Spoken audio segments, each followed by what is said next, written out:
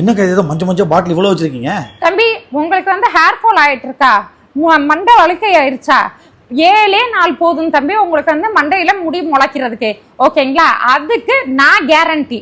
இந்த B3 oil use பண்ணீங்கன்னா வெறும் 7 நாள், 7 நாளையில உங்களுக்கு வந்துட்டு முடி கொட்டுற பிரச்சனையை வந்து இன்ஸ்டன்டா கண்ட்ரோல் பண்ணி கொடுக்கும்.